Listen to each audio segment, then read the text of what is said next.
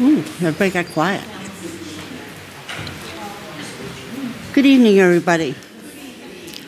Thank you. My name is Ann Kennedy. Good evening. My name's Ann Kennedy, and before I introduce our speaker this evening, I have a little bit of a mea culpa. It's major, actually. Never try to do your newsletter at 4:30 in the morning. Our sponsors, for which we are very grateful, are Johnson Golf Management and Scott and Gail Alexander. I mistakenly wrote Steve and Gail Armstrong and Steve or Gail Anderson or something close to that, but not the right names. So, do we have representatives from Johnson Golf Management here this evening?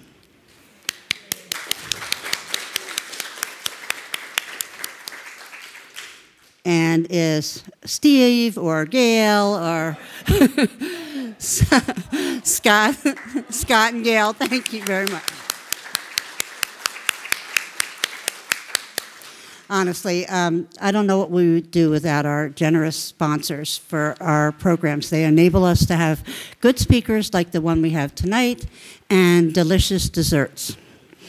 Our speaker tonight is a historian and a former president and vice president of Walkabout International Cape Cod. Dan Haslam is a graduate of Vermont University and Emory School of Law. He comes from a family of Vermont artists, although his career was spent as a trial attorney and a historian in San Diego. He is now a half-year resident of Truro. The other half is in Florida. And he works at the Highland Golf Links and leads guided historical walks all over the Cape.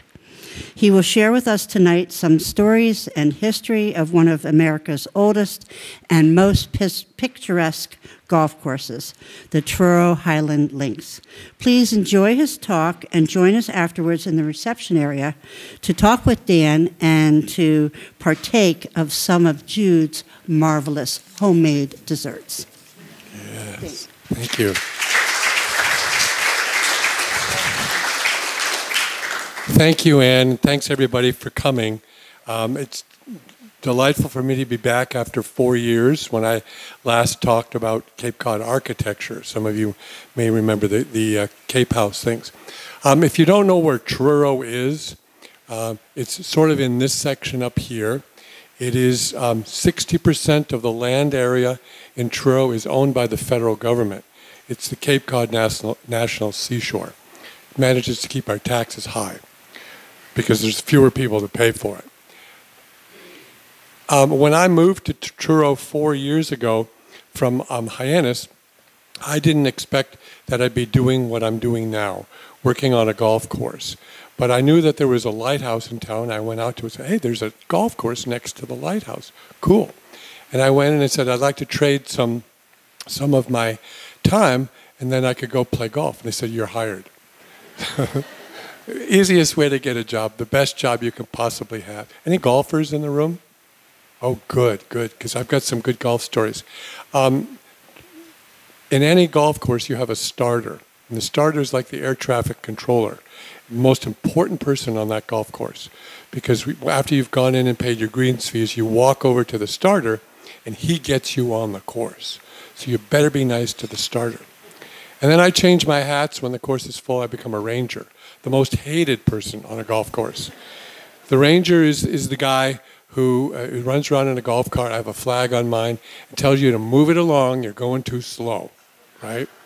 And then the other job, which I did this morning, I had to start at god-awful hour of 6 a.m., was working in the pro shop. And I enjoy that. I enjoy greeting everybody, taking their money. And so that's basically my job for the summer while I'm here. Johnson Golf Management is my employer, so it's nice to have them and have them as a sponsor. Okay, let's see. Do I have to point this somewhere? Oh, sorry. No wonder it wasn't going anywhere. So the Truro Highlands Golf Historic District is part of the National Park Service lands, the Cape Cod National Seashore. And for those of you who've been around Cape Cod, you probably know that in the early 60s, they came up all the way from Chatham all the way up to the province lands, and created a national park. So as I said, 60% of our land area in Truro is the national park system. Now when you enter the historic district, we see a lot of old slides and stuff like that, but there's an old hotel right here, and then there was a little road, I can do it better with a pointer here, little road that led out to the lighthouse. And the lighthouse that you see there, you'll see some more slides of it, was one of the earliest lighthouses in Cape Cod. It's actually the 9th oldest in Massachusetts, the 20th oldest in the United States. This is the 3rd incarnation of the lighthouse, and if you haven't been out there lately, it has been closed for the last 2 years because they moved the lighthouse in 1996 to prevent it from falling into the ocean. And when they did that, they didn't put it on proper footings. So it was cracking here, nasty here. Plus the fact that it's on the 7th hole of our golf course, and every golfer who shanked the ball hit the side of the lighthouse. So where they put in triple paned windows. Right now, one of them is boarded up because they're waiting for the triple panes to come in. Okay. So this is sort of the sign that is out on the Highland Road, Highland Light area, and the museum, and then there's golf links and the lighthouse. We'll see pictures of the museum there. You'll see a little of the golf links as well. Anybody know what a golf links is? How it's differentiated from a golf course? A golf links, a true one, has to be along the edge of the ocean. That's the first criterion. So if it's along the edge of a lake, it doesn't qualify. Okay, it has to be along the edge of an ocean. It has to be kept in its most natural state.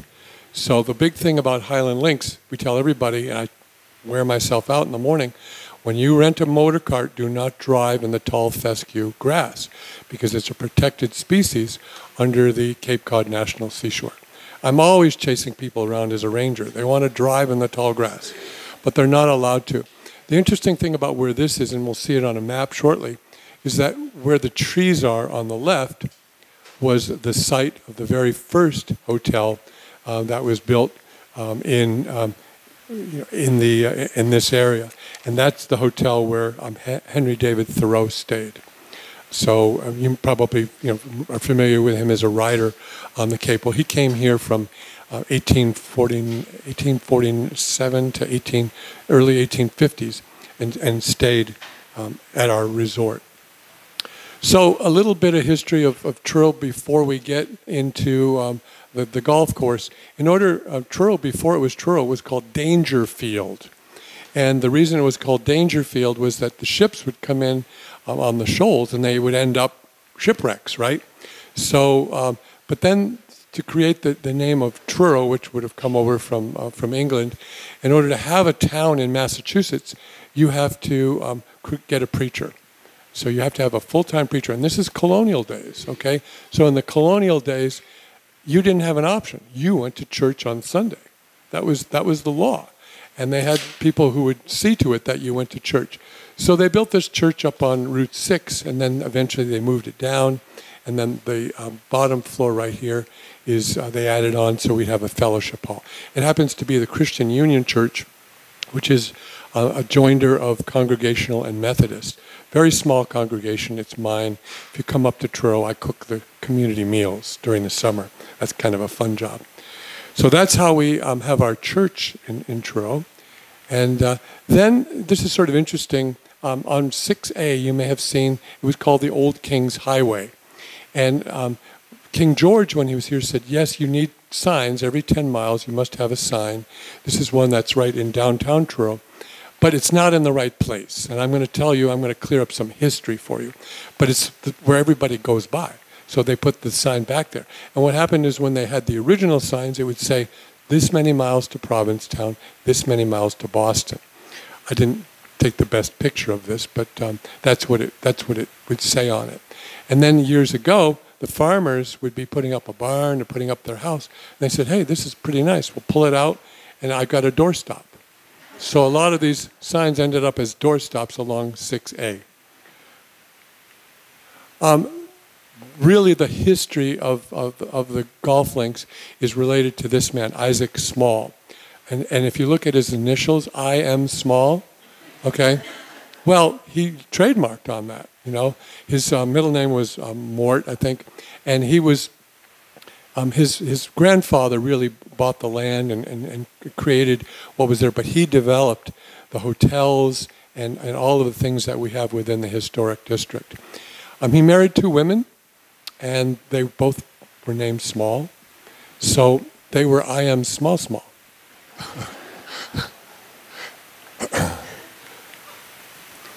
One of the things that we had in Truro, people would arrive by train. When the train was built in 1873 and went all the way from Boston up to Provincetown. And there was a stop in Truro. And Mr. Small would send the carriage that we saw in the first slide to go pick them up at the train station. There's nothing left of the train station, but it was right up here. This is just a little road, a beach road that goes down. But that's how people traveled around the Cape. They came by train, and they'd spend the whole summer up at the hotel on the golf course, and it was $2.50 a day, and that was room and board. Pretty good, huh? Now it's $300 a night in P-Town. The other thing that is sort of interesting, not very far from the golf course, but when the Pilgrims came over in 1620, you know, they stopped in Provincetown to do their laundry. We all know that, right? Because that's what they had, you know, they hadn't gone to Plymouth yet. So they were looking for a home. So they sent out boats to try to find things that looked interesting. They found corn in a place called Cornhill, so they didn't starve the first winter. And then there's a pond right behind here. It's called the Pond, and it was fresh water. And this in Truro was where they got their first taste of Cape Cod water. So it was just kind of interesting to have that. Okay, so that's my introduction to the town. There's a lot more history, but I want to get back to the golf course. So this is the road that comes in. It's a little hard to see here. This is from a black and white shot. This is taken in the 1970s. This is the ocean over here. This is the lighthouse, and this is the main part of the Highland house, which was a hotel. And Mr. Small developed all these properties. In 1915, he said, we need more rooms, we need more rooms. So he built this house right here, which is no longer there, this house right here, a house here, a house here. These 2 houses remain standing, and they're privately owned. Now, when the Park Service came in, what's unusual about Truro and any other parks, in every national park, the Park Service would come in, and they just had with thousands of acres of land, there was nothing there, and they turned it into a national park. Well, in Truro, we had houses there. Okay, these guys were already there. So they gave the landowners an option. You can just sell the house to the government. We can condemn it if we want, but you can sell it, or you can live in it for a term of years, like 25 years, or you can get a lifetime interest in the house and live it for your lifetime, or you can privately own the house. And but you have to give up anything greater than like 4,000 square feet of land. That will become part of the National Park Service. And in return, we will never condemn your property. It will always remain in private hands. So that was pretty good. So we have only 2 houses, this house and this house, that have remained in private hands. And they're very, very valuable. So that's that. So the main lodge was here. Okay, then there was another lodge right here that was called the Millstone.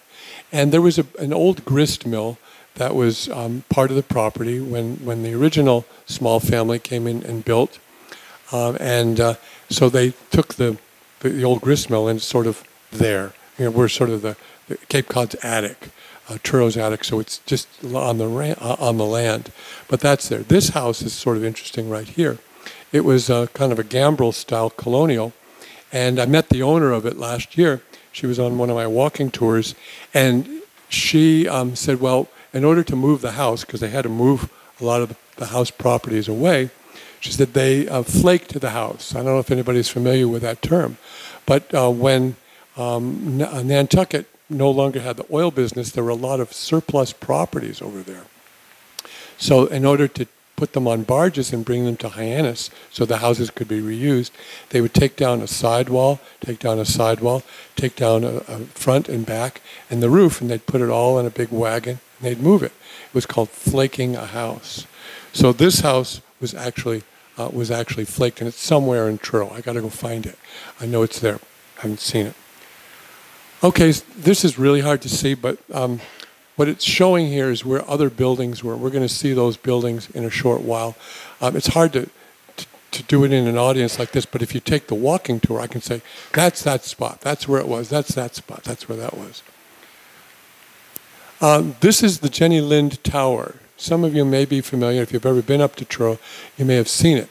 There's just a piece of the original one. It was part of the railway station in Boston. It was the Fitchburg Railway Company. It was owned by Robert Aldrich, who was a very wealthy man. And Jenny Lind, I think I have a slide for her, is here. She was called the Swedish Nightingale. And in 1850, P.T. Barnum, the circus guy, if you've ever seen the movie with Hugh Jackman portrays P.T. Barnum, and Jenny Lind is in the picture.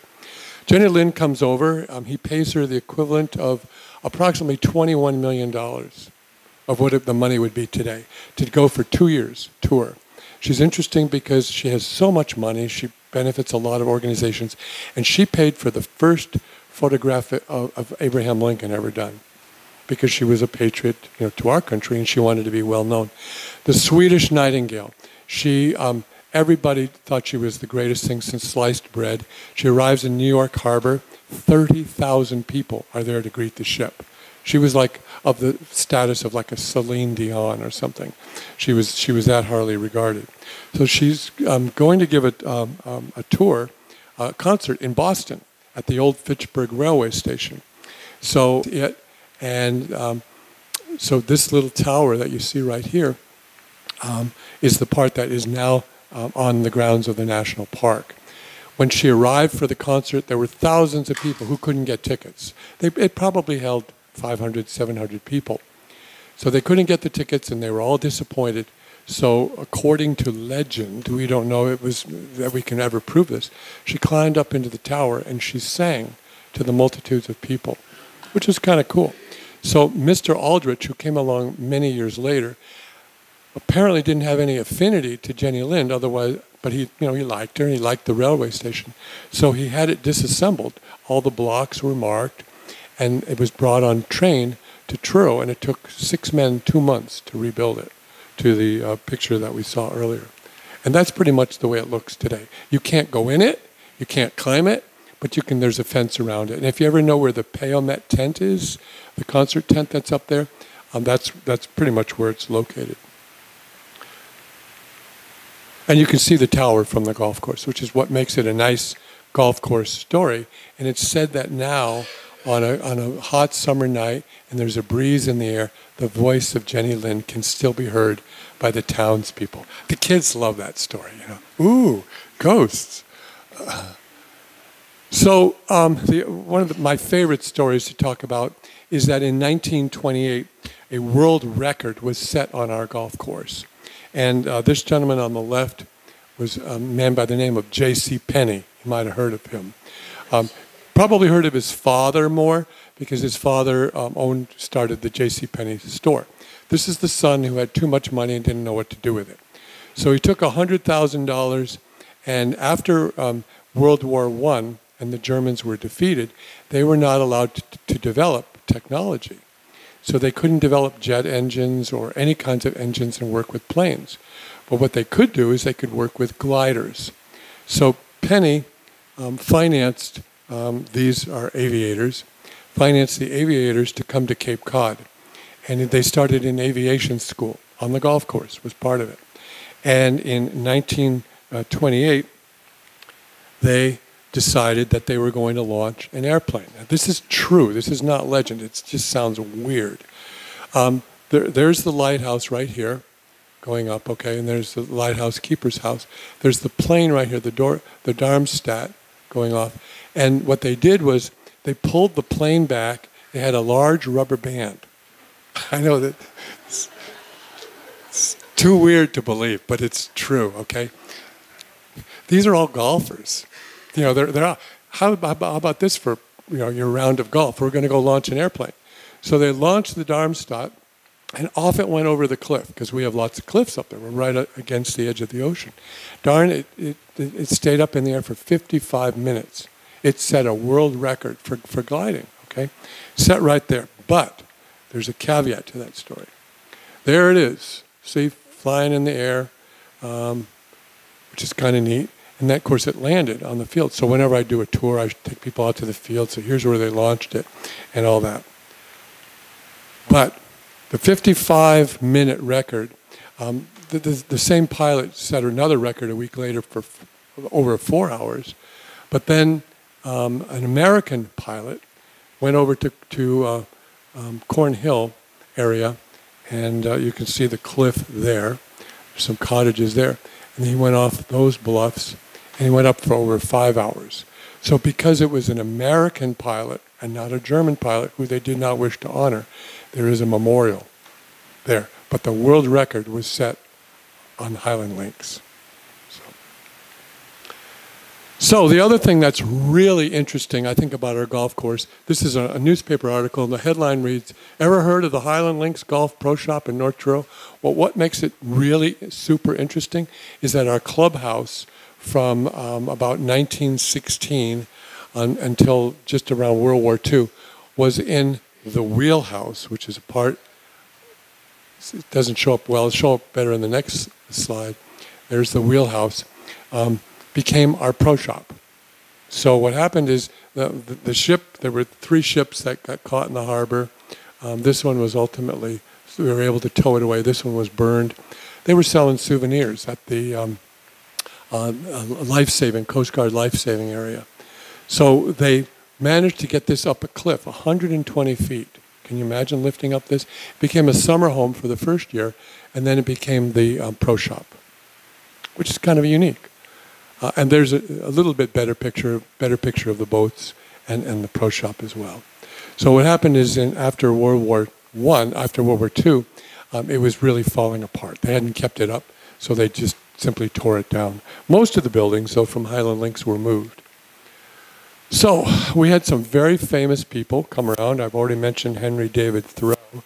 This is a picture of Eugene O'Neill, the playwright. And Eugene O'Neill comes up, this is his wife, he wasn't married for very long, just a couple years, comes up and writes many of his plays in the Provincetown, Truro area. The interesting thing about him is when he first came, he didn't have any money. So he went and lived on one of those shipwrecks for the first summer.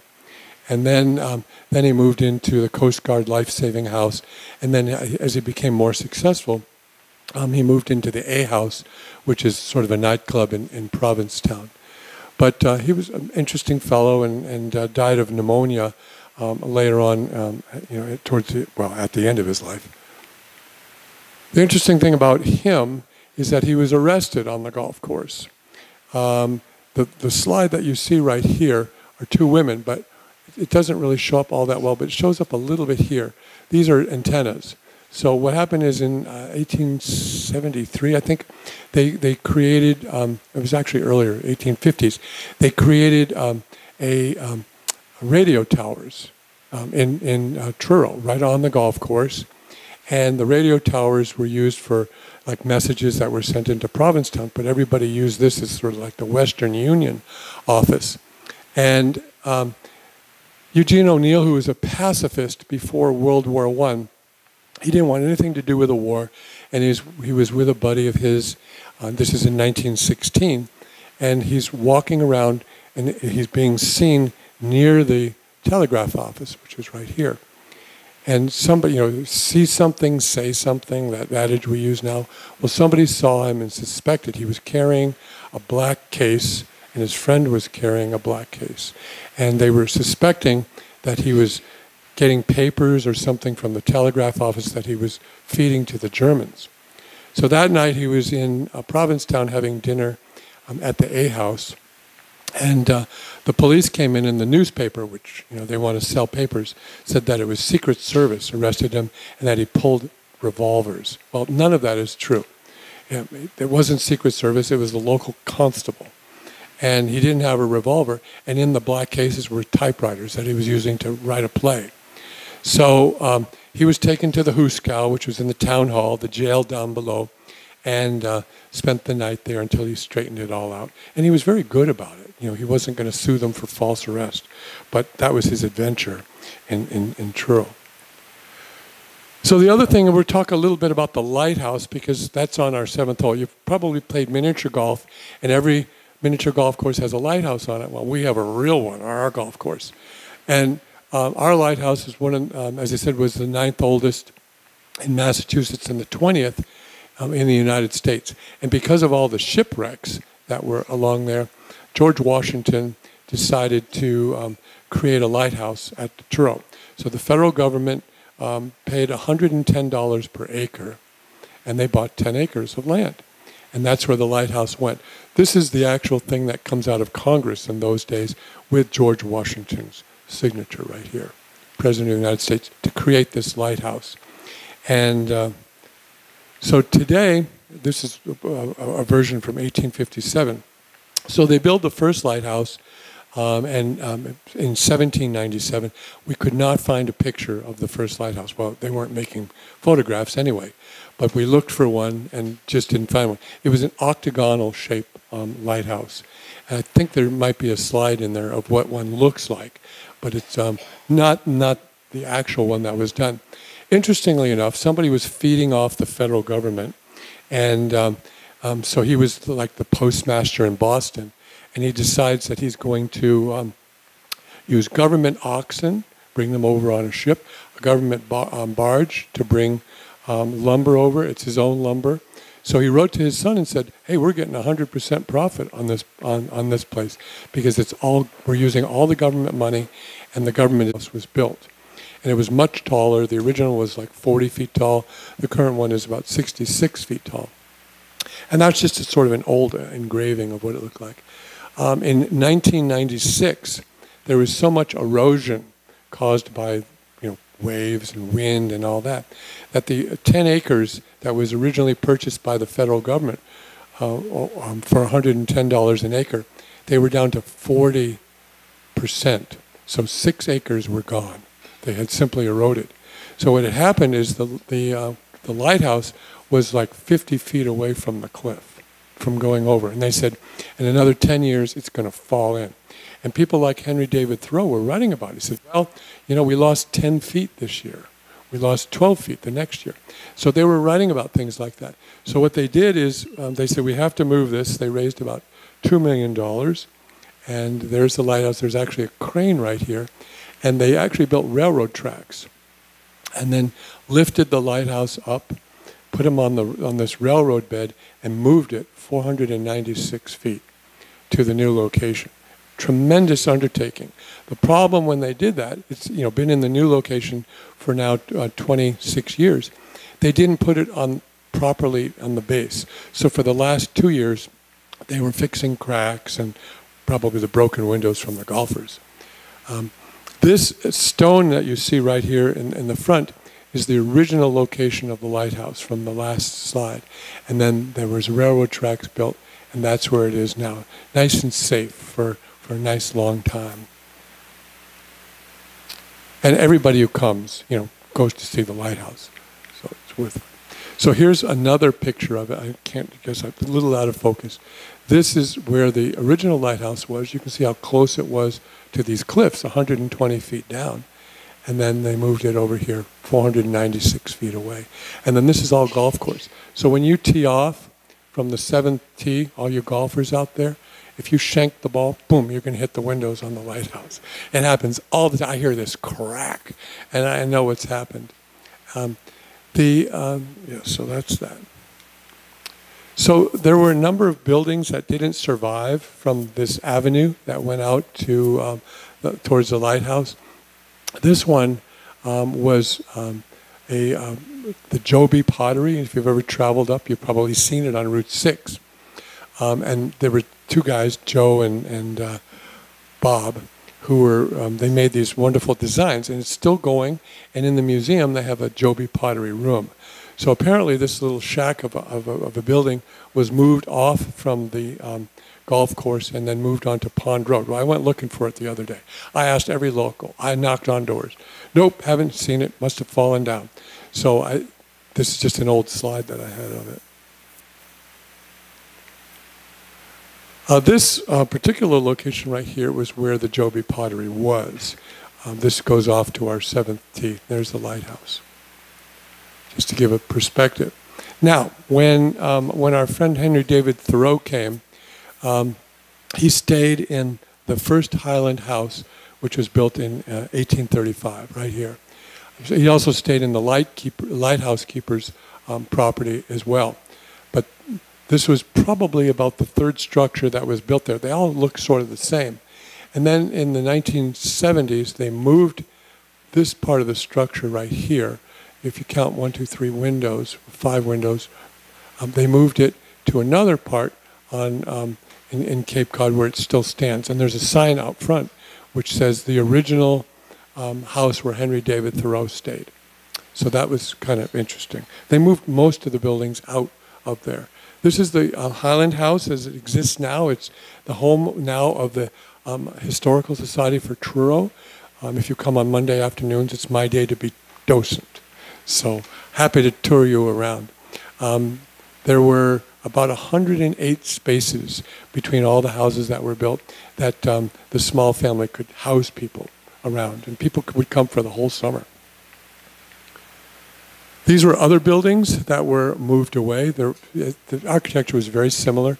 They were all built somewhere around in the early 1900s, for the most part, a little bit later. This is a sad one. This is the one that was, it was called the Millstone Cottage, and it was right across from the Highland House. It was a beautiful old building. You can't really see now, but I took this just 2 days ago. It's gone to rack and ruin, and I'm afraid it's going to fall down. But it's a very historic building because it was part of the golf course. It's it's on Pond Road near where the pilgrims got their first water. But it's not looking too good. But they did move it. This one is kind of a nefarious building. It was on the golf course. It's called the Mayflower. It was moved in 1971. And now it's called the Truro Motor Inn. It's on Route 6. But you may have read about it because it's been in the Cape Cod Times a lot. The owner got in a lot of trouble with sewage problems and the tenants and all that. But the hotel survives. It's still there. And there's the millstone on the top. That's what it used to look like. They sort of turned it around. And then another one of the Highland House on the bottom. Okay, so let's see. So one of the things that was done is they put up an old mill. That's where the stone came from, and then they named it the millstone. This is not the mill that was actually on the golf course. This is a mill that we happened to get a slide for, and it looked like the mill that was on the golf course. And it looks like the mills that remain throughout the Cape.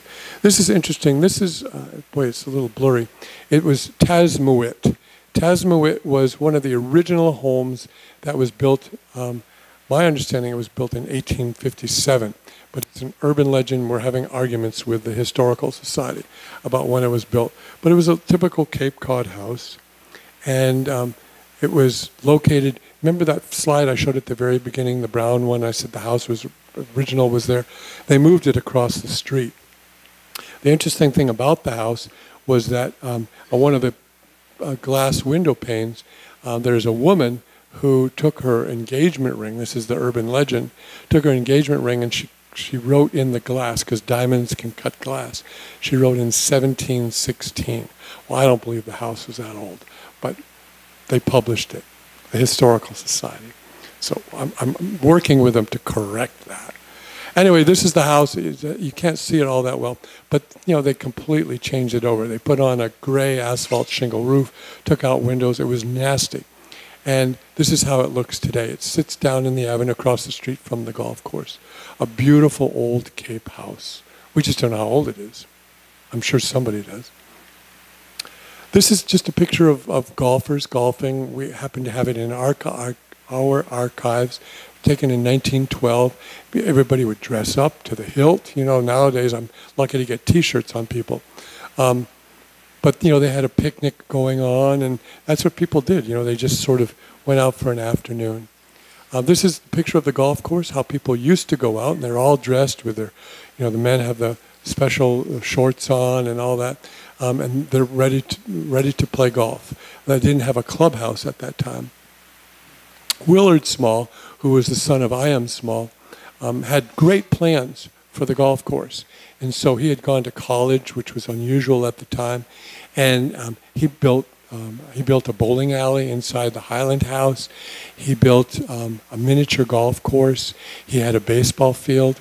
And he died at the age of 40 playing baseball right here on the golf course, which was a sad thing. And a couple of them, there's Highland golf links right here that you see here. It's a nice old shot and a nice one in here. There's in the background the old ship part that's part of the golf thing. And then this one is from the 1970s. And you see these buildings in the back. It was barren. There were no trees. Now there's lots and lots of trees. So those houses all remain. Another one of Highland Golf Course. In 1913, they redesigned the golf course. They decided to do something novel. The greens in those days, prior to 1913, were made of rolled sand.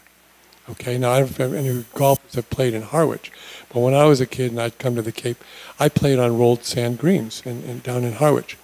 So that's a rolled sand green. Now it's, of course, grass and all that, but that was quite something to have. And then this is one of the houses called The Rock. You can see the rock in the front of it, directly across, and it's right on the first tee. So they have dog, and dog comes out and greets everybody as they tee off and stuff. It's kind of neat. This is the last slide that I have, and it's interesting to me because as an historian, you always want your next project. What am I next going to learn about? So what I learned last year is that in this picture that you see here, which is kind of a blow up here, there's a rock wall that extends near the 8th tee, comes around like this, and then it goes backwards towards here. Turns out that this is the only remaining remnant, I am told, of the miniature golf course that was done by Willard Small. So I want to know more about that. So that's my next project. I'm not going to go in with a weed whacker or anything, but I'm going to go look for records about our miniature golf course and find out. And you can see a little bit of it over there, what that all looks like. So I'll take questions. Questions? Anybody want to know? Yes, sir. Any famous golfers that you know? Yes. One of the golfers, most famous golfer, I think, was Alistair Cook. Alistair Cook, he was a travel writer, sort of like the Rick Steves of the prior generation. He came to the golf course on our 9th hole, which is a short hole. It's a par 3. When you tee off, if you hook your ball, then you hit the museum. So they now have triple pane windows. But he said that the 9th hole on our golf course was the prettiest hole that he's ever been to. So he likes it. And then we have, Rachel Maddow. She's on CNN. She is building a house in Truro, and she plays golf. Her mom plays, her sister plays. So one day I was out on the golf course playing Ranger, and she left her 6 wood behind. So Rachel Maddow's on the golf course. Go get her 6 wood. So she was very nice. And then one of our Supreme Court justices from the United States Supreme Court is one of the lady golfers, and I'm drawing a senior moment coming up with her name. She's one of the liberal ones, okay? She plays golf quite regularly in August. So, but she's slow. So I had to go out as Ranger and move it along. You have to be really diplomatic when you're dealing with Supreme Court justices. But that works. And then other famous golfers. Well, you get a lot of interesting people. A lot of Massachusetts politicians, people come. Our golf course was named 2 years ago by Golf Magazine, which is sort of the magazine of the trades, was named number 20 of the top 20 out of 50 of the top 50 9-hole golf courses in the world, which was a big honor. Then last year, the guy who came around, and my boss said, go give him the champagne tour. So I did. I told him the history about everything and all that. We came up last year, number 15. So we notched up. I said, this has got to be worth a raise, that I did that. So I don't know what's going to happen this year, but it's a very sought after golf course because it is kept in its natural state, and that's unusual. Most people are used to going to Robert Trent Jones course or whatever. Everything is all manicured and little brooks and all that. Not us. When you go out and golf, you hit into the pucker brush. Good luck for you getting out. You're going to get an 8 on that hole. So other questions? Yes, ma'am. It was a conglomeration. When our golf course was built, we're 1892. We are the oldest golf links in North America. Okay? They would have a group of people who proclaim themselves to be, I'm going to go out and lay your golf course. So they would charge $25, and they would take stakes out, and they would call it laying stakes on a Sunday afternoon. That was the expression that they used. And so they would come around and they would take stakes out and say, okay, there's the first hole, there's the second hole. And that's pretty much the way ours was done. Aldrich, who was the man who had the Jenny Lind Tower, he bought up about some 6 acres or 10 acres of land from the Small family, which he later sent back and said, I'll sell this back to you, so they could add more holes to the golf course. But he put a provision in the deed which said, this land shall only and forever be used for a golf course. And if you don't, I get it back. So I don't know, I think that particular provision was extinguished when the National Park Service got kind of hard to fight the federal government. There are 9 holes, but in each hole there are 4 tee boxes. We have forward tees, which are the red ones. Typically women will use that. And then if they play 18, the second one is generally in a different location, and you play yellow. Okay, so women are red and yellow. But we're politically correct in Truro, okay?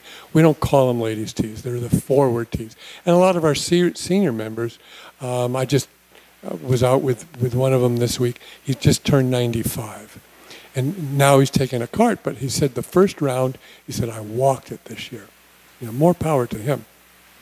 So then the men play the first 9 from the blue tees, which of course back a little further. And then they play the second 9 from the white tees. Now some of them are quite similar, but many of them are different locations. This side of the golf course, this side of the golf course. So, when I say, I can't give you, I could look it up in the name of the golf thing. It's been changed 3 times. So there's 3 different golf people. And nobody is really a great renowned. Other question? Yes, sir. A golfer. 10 acres is what the federal government bought. 6 acres has been lost to erosion, so now they only have if from the original purchase, there are only 4 acres remaining. But now remember that the federal government owns it all. Okay, the company that I work for, Johnson Golf Management, is a concessionaire of the National Park Service. I don't work for the National Park Service, but when we had all the COVID restrictions going on, it was craziness. So we have to follow the federal government. So when they said you have to wear masks, we're all wearing masks. Last week that came down. Masks are optional. But when COVID came around, people had to wait in their cars. And then when their tee time came up, then they could come up within 10 minutes of the tee time, and they could go off. They didn't want them to be in contact with anybody. The flag poles were all glued in, so you couldn't take a flagpole out. You had to reach in and get your ball out, okay? We could accept no cash. Our pro shop was closed. There was a window, but you couldn't give them cash. All the motor carts, which part of my job as a cardiologist, we had to buy a machine that would, after every round, it had to be sprayed down and then wiped down between golfers. 1 person per cart. And instead of We do every 10 minutes, so we can get 6 groups out in an hour now. We only could do 4 groups every 15 minutes. The restrictions were so high, but we were the only game in town. We were absolutely filled, which was a nice thing for us. Yes, question over here. Okay, so what they do with a rolled sand green, I've never made one before, but I'm familiar with it. They go in and they probably put packed earth down, whatever they happen to have, okay? And then they'll bring in truckloads of beach sand. Obviously, we have a lot of that there. So they'd bring in the beach sand, and they would put layers of it and roll it. Then they'd probably oil it to keep it sort of consistency. And then they would put on another layer and then water it down so it was nice. And every day it would get rolled. And every day our greens are rolled too, but it's done by a machine now. Other questions? Yes? Oh, do I ever? Do I ever? Yeah, in fact, on our 8th hole, which I don't have a slide for, in the 1980s, there was such a problem with Canada geese. They would come down, they poop everywhere. So we had such a problem on the 8th hole that the golf course went out and bought these big plastic animal things that eat Canada geese. And they were $35 each, and they put them all over the golf course, like scarecrows, to keep them away. So in the spring, we get a lot of Canada geese that come. Today, if you come out, wild turkeys everywhere, okay? And there are foxes that are on the golf course. Of course, the wild turkeys are there. Once in a while, we'll see something else, but I've seen coyotes with the big bushy tails, and I imagine, the birds keep them happy. So they have things. So those are basically our animals that we have up there. Anything else? Questions? Well, thank you very much. I'm enjoying dessert tonight.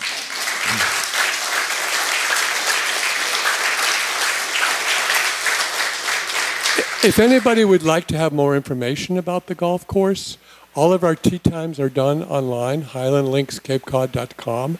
It's $35 to play 9 holes. If you take a cart, it's $10 per person extra to rent the cart. Or if you want to pull, it's kind of a hilly course. You can rent a cart for $4, a pull cart. There's some brochures over on the table. I think there's probably one. If you're in a couple, just please take one at a time. I look forward to having you up there. Do a lot of tours there, and the museum is right next door. So it's a really good museum of Truro history. So come on up and see us. Okay, let's see if we're ready for it. Thank you again.